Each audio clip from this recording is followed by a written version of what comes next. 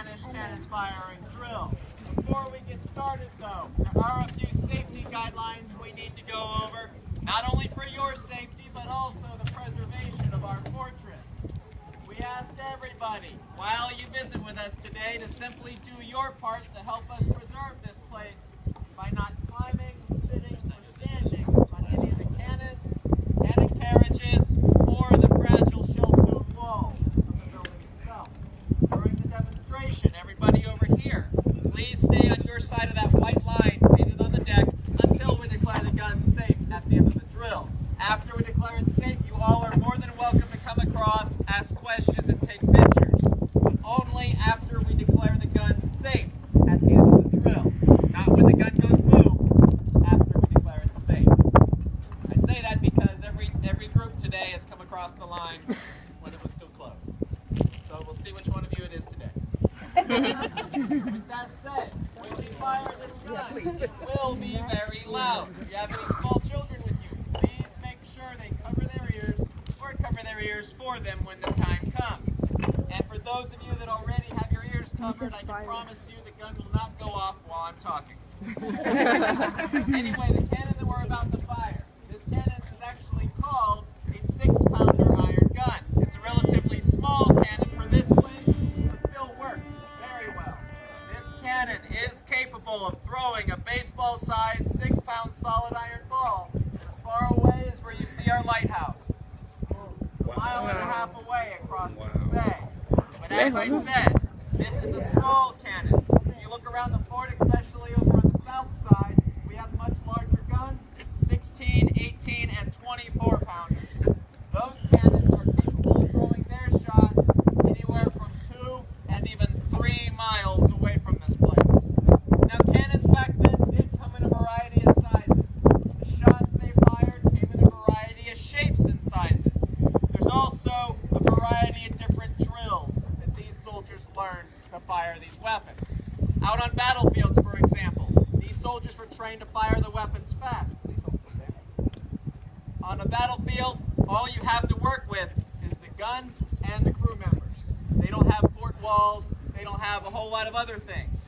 So on the battlefield, the soldiers relied on firing their weapon as quickly as they could to push away anybody that was running to their position.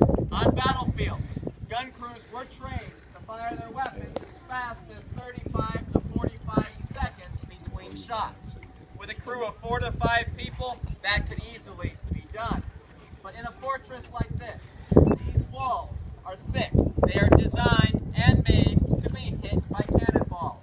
This building can be hit quite often, quite a bit, before you start to see problems. It's going to take a long time to throw enough cannonballs at this place for these walls to start crumbling away. Not only that, because this place is so hard to break down, there's also a lot of guns up here. Anybody who tries to attack a fort is not going to send their troops running up to the bottom of the building. The safest way to attack a fortress is by setting camp across the bay or a few hundred yards away from the fort itself.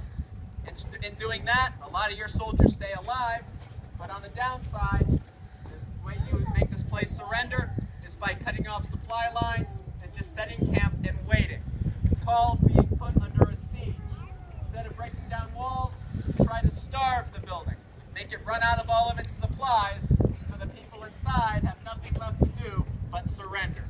The drill that we're going to show you today was designed for a fortress that's being surrounded and cut off from all supply lines. So if you're surrounded and all you have to work with are the supplies that are downstairs, do you really think it's a good idea to fire these weapons at 35-second intervals?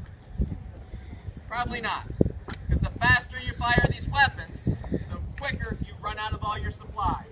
The drill you're about to see is what they would do to maximize their supplies and last as long as they could. Soldiers of a fortress are not worried about being shot at. All shots fired at a fort from the big cannons hit the walls, but not up here on top. So these soldiers are more concerned with resource conservation and supplies than they are of actually being hit. And ladies and gentlemen, as you watch this drill, just remember, it was designed for a fortress full of guns, not just the one that we have demonstrating today. So as this particular drill plays out, guns going off the entire time at different parts of the building, and that's really how this drill actually worked. Throughout this fort's history, it has fallen under attack. The longest attack on the Castillo actually lasted 51 days.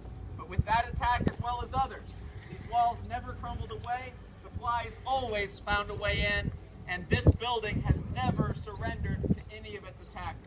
The only times the Castillo had ever changed hands was peaceful talks and treaties. Nothing more. And ladies and gentlemen, to fire a weapon like this, it takes a minimum of four crew members to make it happen. We would not be able to do this program for you if it wasn't for the help and support of our volunteers. I myself am the only park ranger dressed out today. Again, I could not do this without their support, so join me in giving them a hand for coming out today.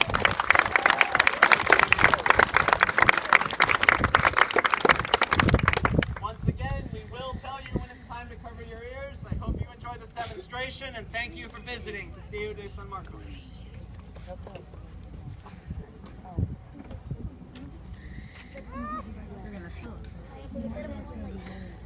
It is. I've heard it before. It's really loud. I just hurt your ears for like a second. It's not like the gun.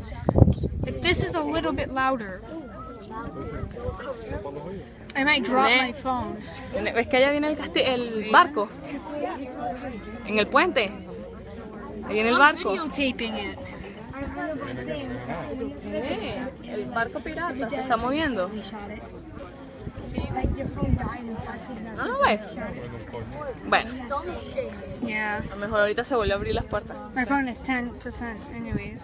Paros, atención. From agency para el ejercicio. Bendiciones, Santa Barbara. Esto la cuchara en el cañón.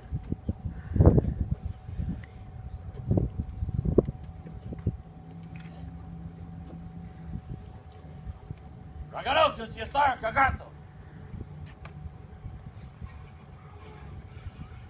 Fire! Tira la cuchara.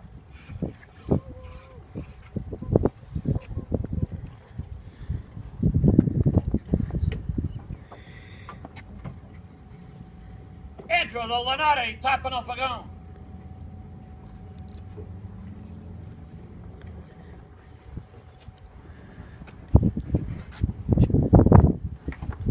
Pasen el Lanare al cañón.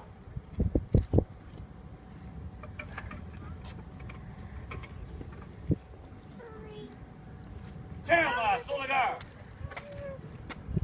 Apronten el atacador y pólvora.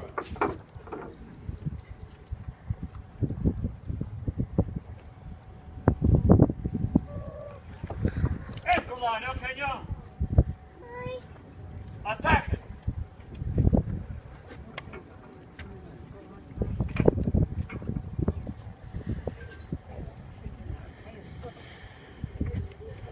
El atacador a su lugar.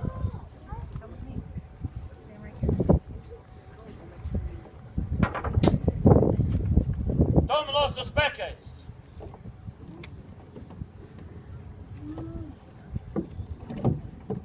Dispóngase a poner en batería el cañón.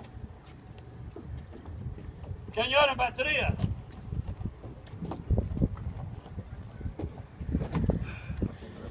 Dispóngase para la puntería.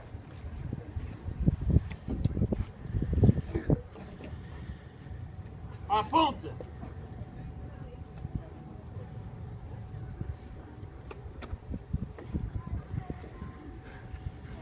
It's not loud.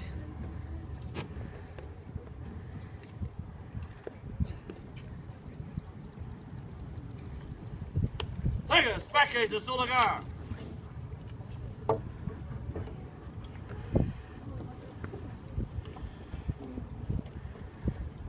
Saiban el cover el fogón.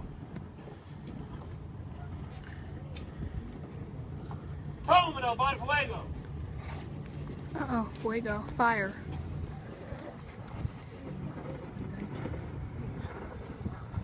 Fuego means fire.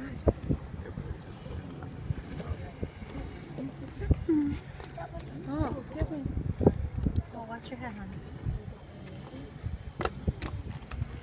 Para fuego, cañón. Alto. Y sopla la nature. Cover your ears.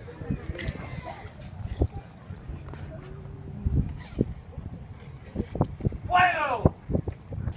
Here we go.